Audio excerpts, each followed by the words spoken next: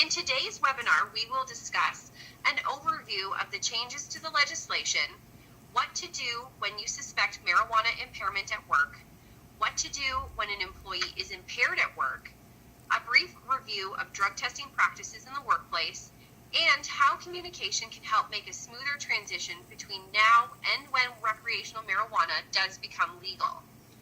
Our presenter today is Sharon.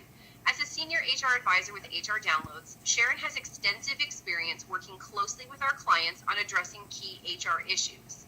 She has worked closely with hundreds of HR Downloads clients to develop customized solutions to address current organizational needs, including building specific training requirements and developing policies and practices that reflect our clients' unique environment.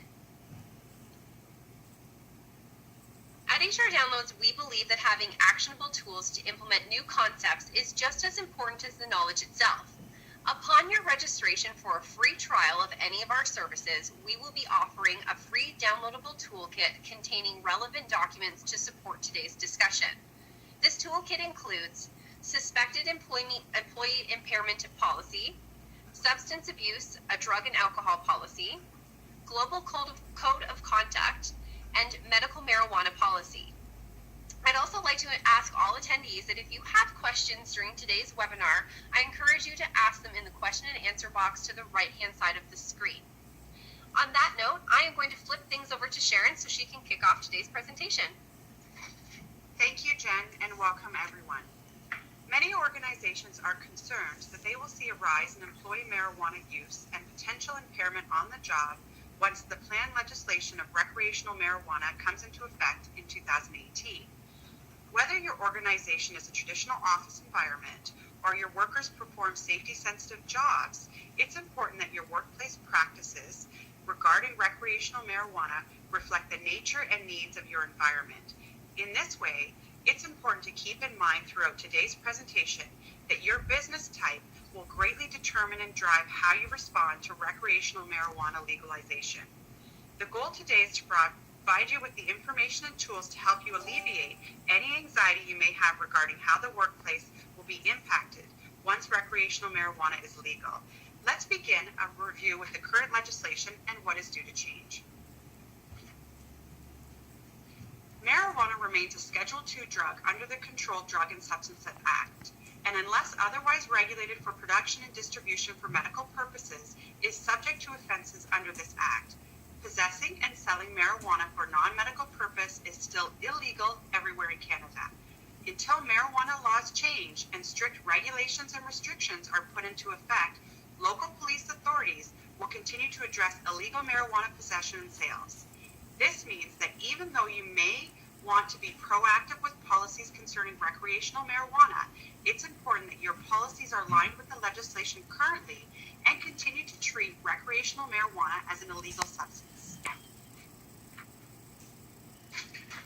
In April 2017, the federal government introduced the Cannabis Act, which, if passed, could create a strict legal framework for controlling the production, distribution, sale, and possession of marijuana across Canada.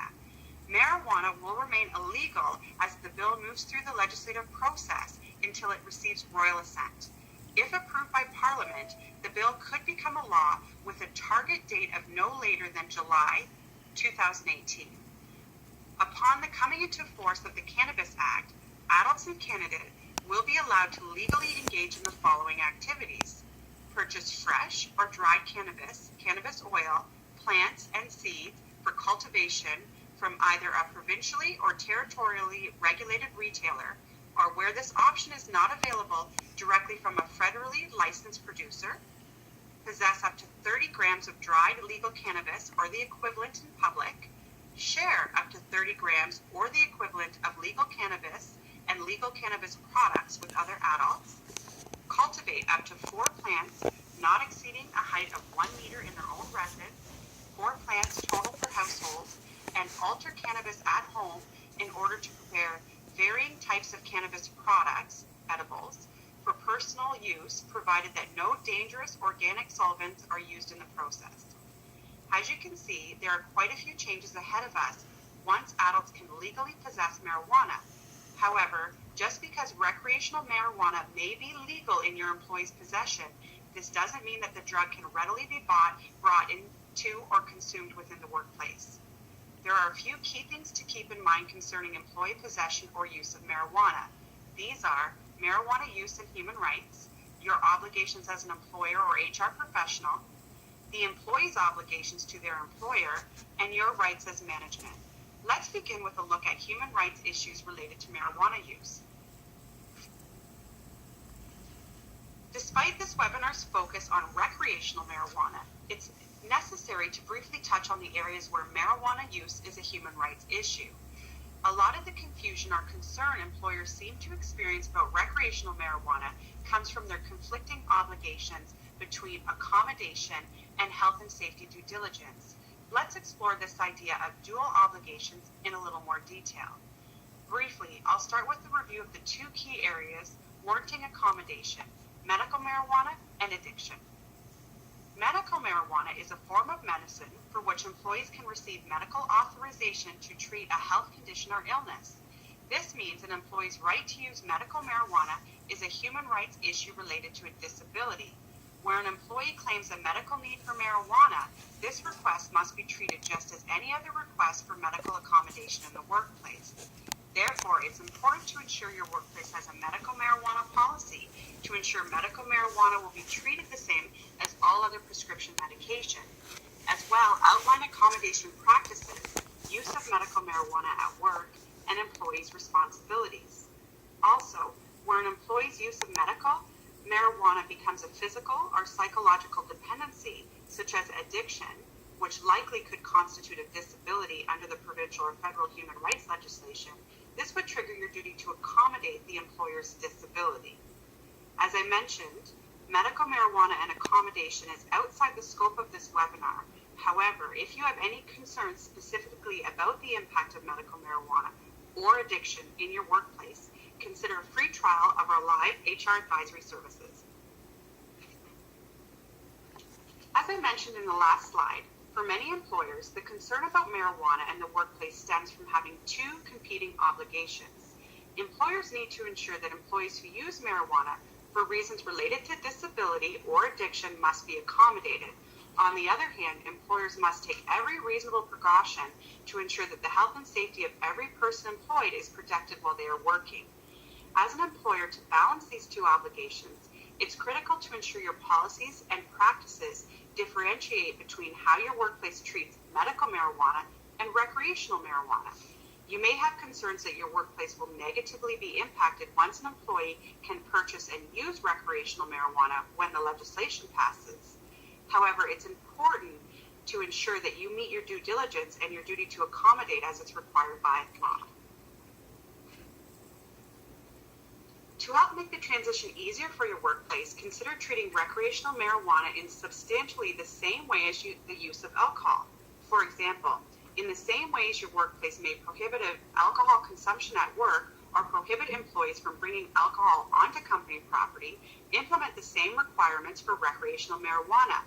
And in the same way your workplace would accommodate an alcohol addiction, you must accommodate a marijuana addiction. Across Canada, employees have also had the responsibility to take all reasonable and necessary precautions to ensure their health and safety and that of anyone else who may be affected by their work or activities. Your employees have a legal obligation to report any and all hazards they identify in the workplace. This would include reporting their use of a drug, whether it's marijuana or another medical prescription, that potentially impairs their ability to perform their work safely, as well as reporting a colleague the employee believes may be impaired. We'll touch on communication later in today's webinar. However, it's important you impose and communicate workplace rules regarding occupational health and safety and inappropriate behaviors specifically related to recreational marijuana. In the same way your employees know the restrictions around alcohol in the workplace, they need to know the same about recreational marijuana. This way, the use of recreational marijuana that impacts the workplace may be enforced through the application of your progressive discipline policy. As with alcohol, legalization of recreational marijuana will not give employees the right to freely consume substances in the workplace. You can continue to expect your employees to show up sober and ready to work. As well, because of your duty to ensure the health and safety of your workplace, you will be entitled to discipline employees who recreationally use of marijuana has negatively impacted their job performance. But again, it is important to keep in mind that discipline of recreational marijuana impairment is okay so long as the marijuana is not used because of medical need or addiction. Let's consider a scenario. An employee goes outside during her break and joins her colleagues in the designated smoking area. While the other employees are smoking their cigarettes, the employee opens a can of beer and consumes the beer before returning to work. I'm sure many of you already have a good idea of how you respond to this situation in accordance with your workplace policies. However, if you substitute can of beer with recreational marijuana, your response to the behavior should be substantially the same. Imposing a clear substance abuse, drug and alcohol policy will establish shared guidelines around what is acceptable, the consequences of non-compliance, and who employees should speak with for additional information or questions. Therefore, if the employee's behavior violates your policy, it would be within your rights as an employer to impose disciplinary consequences. However, primarily to imposing the discipline, it would also be your responsibility to ensure that the substance use is unrelated to medical need or addiction. In addition to adopting a substance abuse policy, there are other ways you can develop appropriate workplace standards by which employees must abide.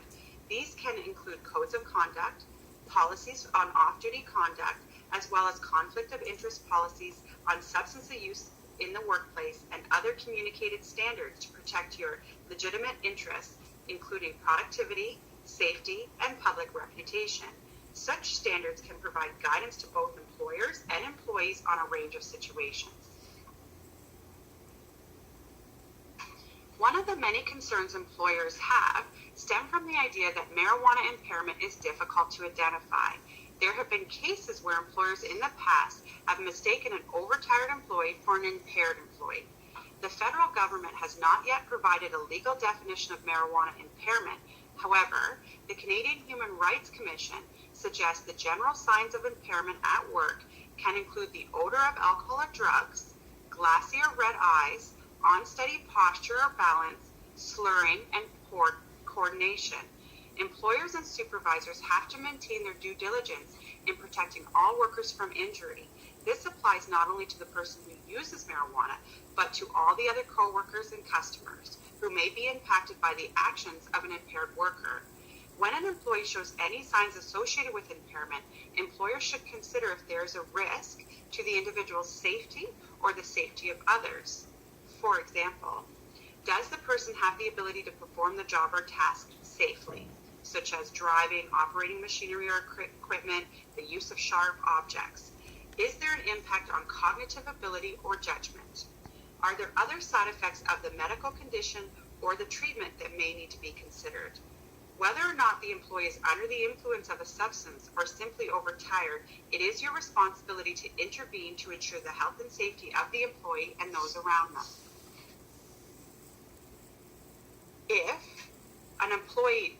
What an employee does during their free time does not affect the workplace. An employee is not obligated to discuss what they do when they're not at work. This means an employer needs to have a valid reason for questioning whether an employee may be impaired at work or should not immediately assume that drugs or alcohol use is the cause. When it comes to safety-sensitive jobs, such as driving transport trucks, handling toxic chemicals, or flying airplanes, being impaired at work puts human lives at risk. In these types of safety-sensitive positions, employers must always use a safety-first approach. The Canadian Human Rights Commission recommends that employers, whenever possible, rely on observation, supervision, and frequent face-to-face conversations as the most effective way to recognize when an employee is impaired. It is also significant to mention that it's not your job as the employer to diagnose an employee or know if they have a disability related to substance dependency. The employer's job is to observe changes in an employee's attendance, performance, or behavior that may indicate substance dependency, and at that point, initiate a discussion with the employee about whether there is a need for accommodation. At the same time, if the employee refuses to disclose a disability, such as a substance dependency, you should clearly outline the consequences of the employee's behavior and deal with the attendance, performance, and other behavioral issues according to workplace policies. Let's put this into action. The concept of being fit for duty is one way for employers to determine whether an employee's behavior poses a significant risk to the health and safety of themselves or others around them. An employee is fit for duty when the employer reasonably believes the employee is able to safely do a task or job. When an employer witnesses behaviors that could make them believe the employee is unfit for duty, they can address the concerns concerning behavior directly. For example, I'm worried about your safety at work because I have noticed the following behaviors. This approach allows employers to immediately take action to ensure the safety of the workplace while also initiating a further action, such as starting a conversation, requesting a medical assessment, or sending the employee home. This approach doesn't immediately require the employer to rely on a suspicion of impairment, but instead allows the employer to focus on concrete evidence when a concern with an employee's behavior arises. During the follow-up meeting, the employee may disclose the cause of their being unfit for duty, including drugs or alcohol, or reveal something else entirely, and can help determine what action the employer should take following the incident. Consider including a fit for duty policy in your HR framework that addresses what fit for duty is and your company's practices that management will follow when an employee is believed to be unfit for duty. HR Downloads will help you by providing you with a policy template that addresses these items. Employees who appear to be impaired in the workplace should always be assessed according to your policies. Because users can have varying sensitivities, each individual should always be assessed on a case-by-case basis. According to the Canadian Centre of Occupational Health and Safety, if a supervisor or a coworker becomes aware of an employee who is showing signs of impairment, regardless of the cause, it is imperative that action is taken.